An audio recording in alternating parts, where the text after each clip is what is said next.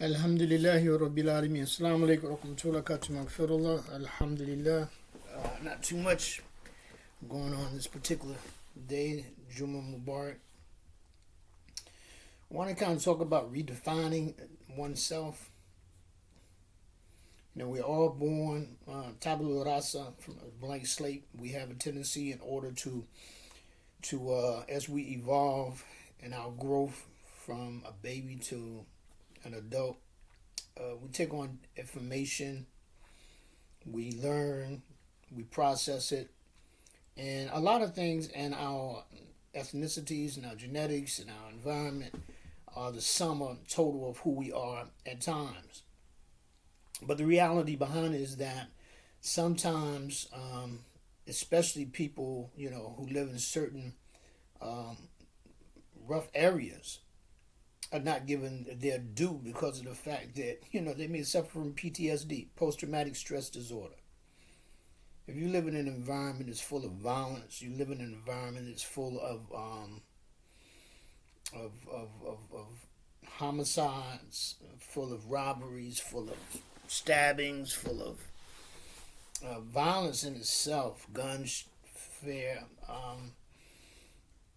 Even in a society, you can suffer from PTSD. You don't have to be in Iraq or Kuwait. You can be right here in the good old United States of America. You can be in Chicago. You can be in New York. You can be in Columbia and South Carolina. You can be in different areas and then suffer the same trauma,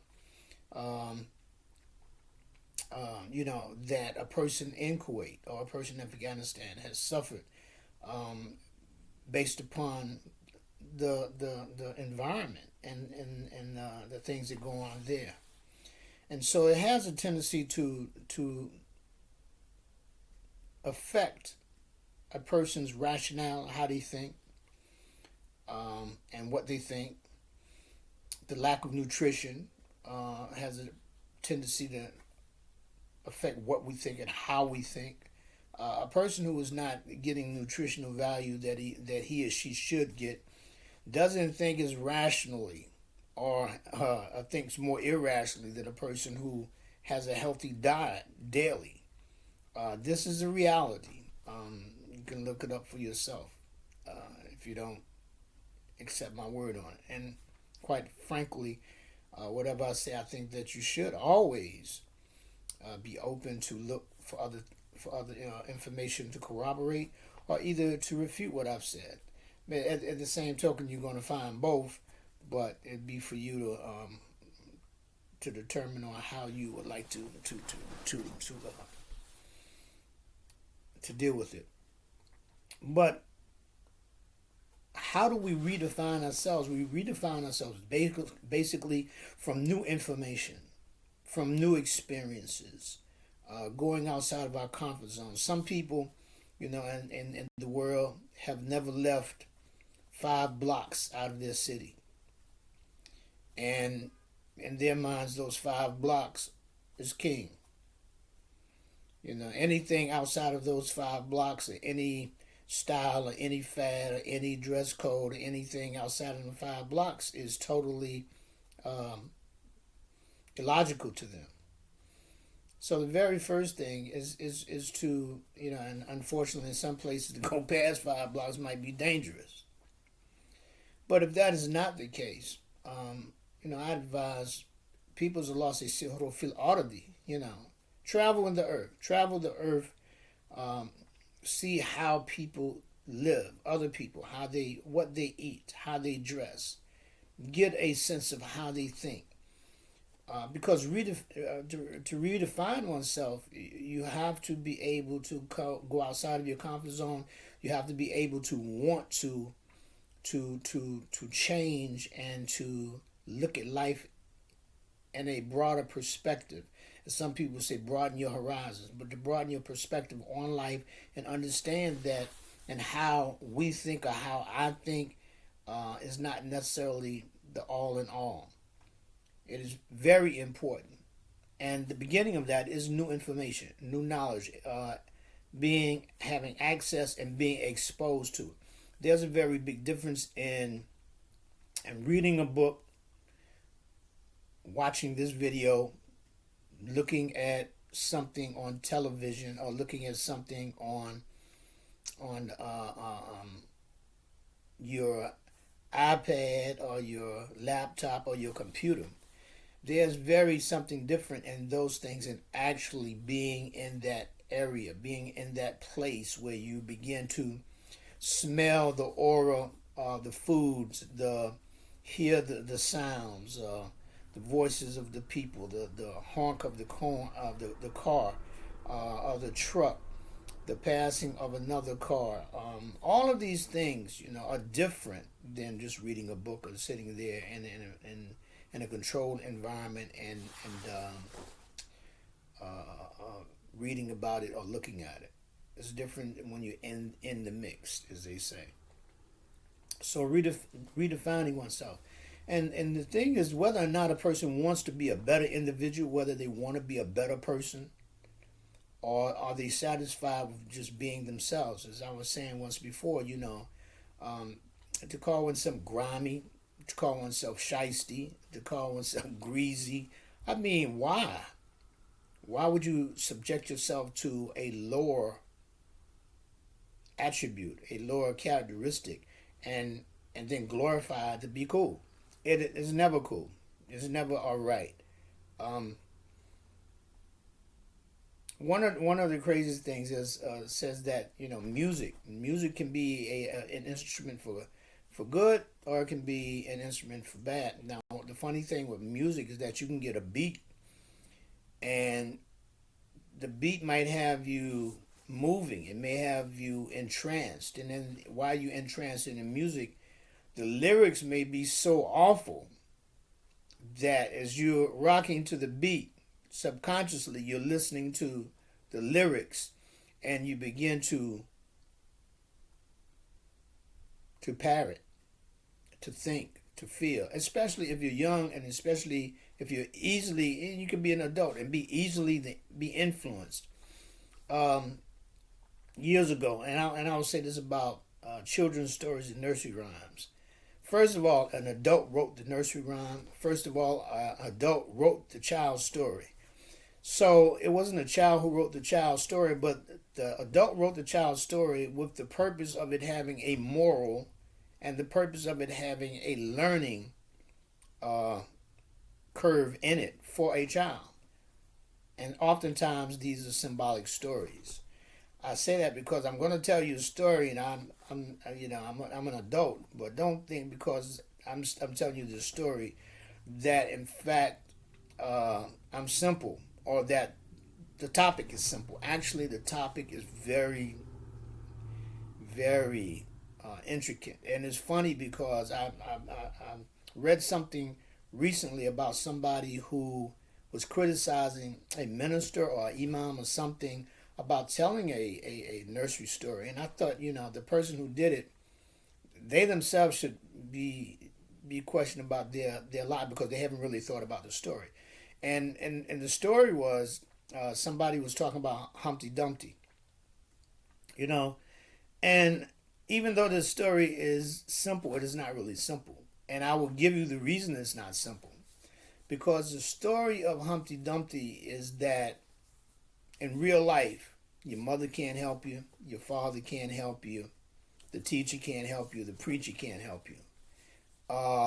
Nobody can help you get you together and put you back together psychologically, emotionally, mentally, except for you. Except for you. That's the gist of that particular nursery rhyme. It's really a stupid, but it appeals to children because, what about an egg sitting on a fence, right? So it catches the attention because, the mindset. But the moral of the story is that all the king's horses and all the king's men. We're talking about two armies couldn't put them back together again. Why? Because there was nobody able to do that but him, but Humpty Dumpty. And that is reality in life. Nobody can make us better, be better us, but us. The old saying, you can take a horse to the water, but you can't make it drink. You can't make a person drink. You can't make the person accept instructions. You can't make the person do what they're supposed to do. You can give them the information. You can indicate towards them. You can point the direction. But you yourself cannot, in fact, make them do it. You can encourage them. You can try to persuade them, you can try to influence them, but you cannot make them. The person themselves have to have a reason to want to be a better person. Sometimes that comes about through trauma, sometimes that comes about through stress, sometimes that comes about through frustration, sometimes that comes about through many different reasons. It might just come from the joy of doing good. In the end, it's the person's call. In the end, that's the person's call. So,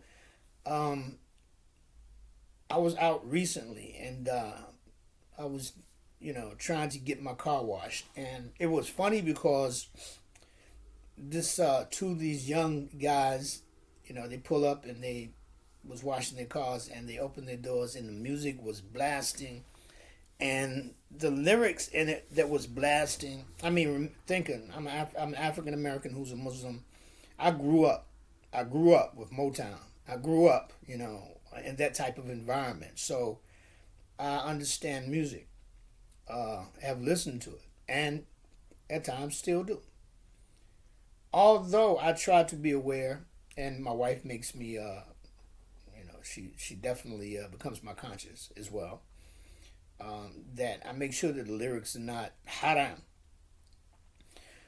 Though these young men, they opened and they had this this music, this rap, and everything in it was about, it was negativity.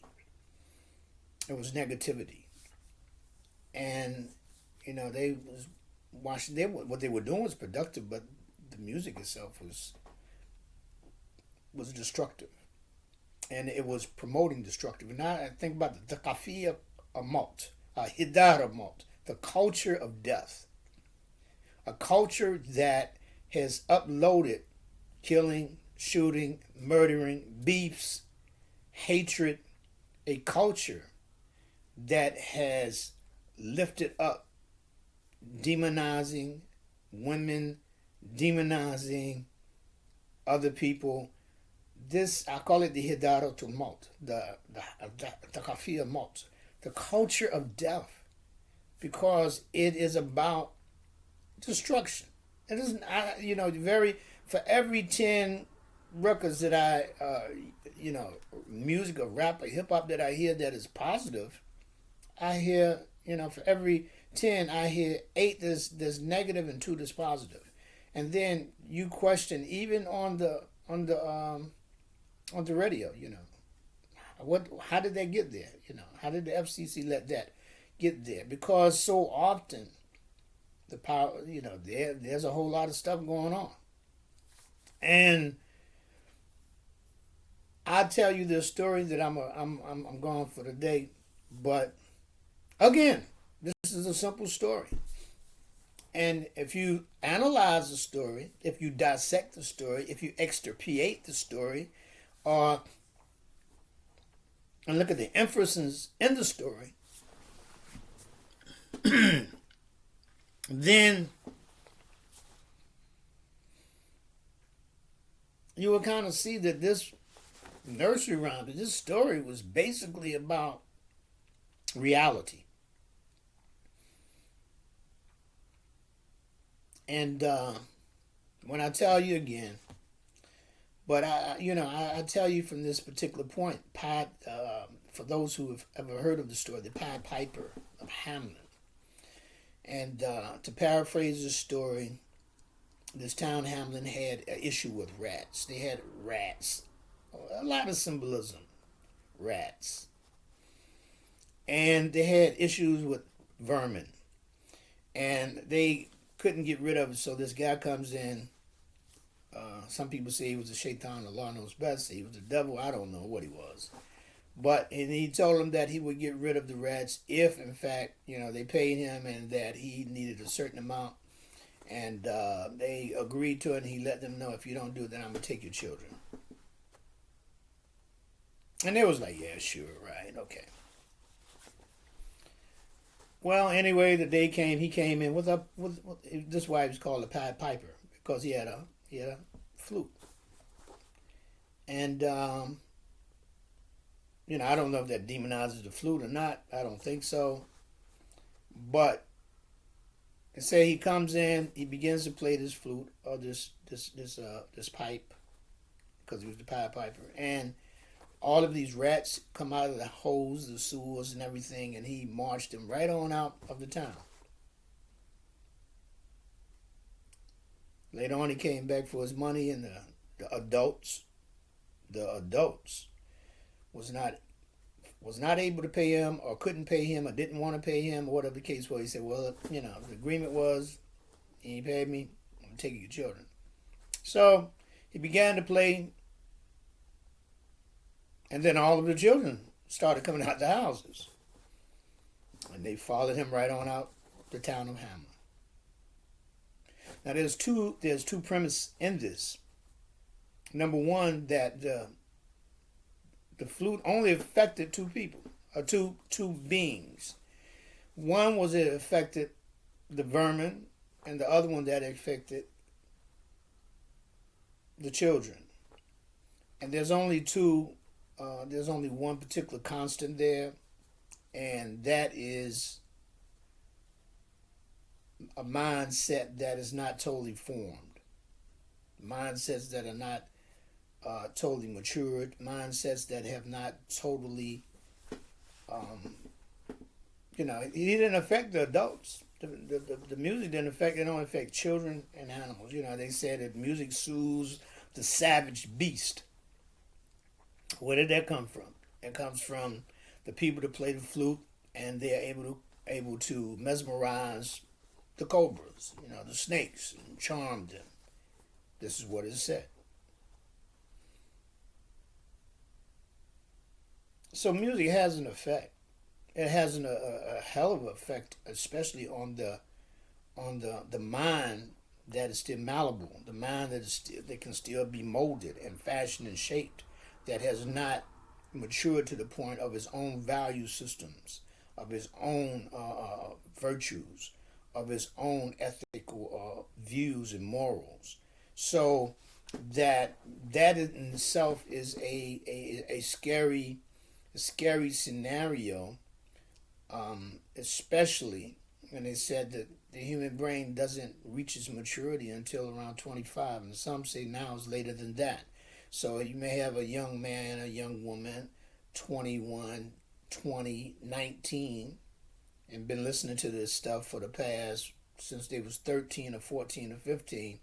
And this is if it's not in their conscious mind, then it's in their subconscious. Now that may not be every young man or every young woman, but it is enough. Again, one of the greatest things is that if you can get the majority to be successful, then you have been successful, because no one gets 100% of anything. If you can get the majority to not be successful, and you get the majority to destroy themselves, even though you might get 6 out of 10 to destroy themselves, and a person said, well, the other 4 did good, everybody didn't do bad. No, but the way the system operates is that if I can get the majority to do it, so what if 3 or 4 tokens get through?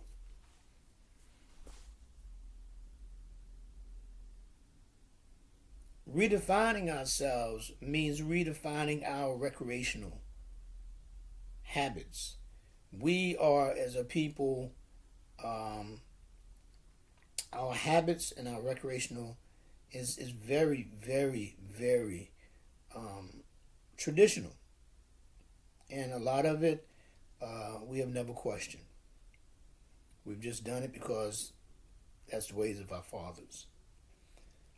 But try to redefine ourselves, and let us not accept the definitions that other people have defined us as being and put us in a particular box, because we are more than what's in the box. We are the sum of many different things.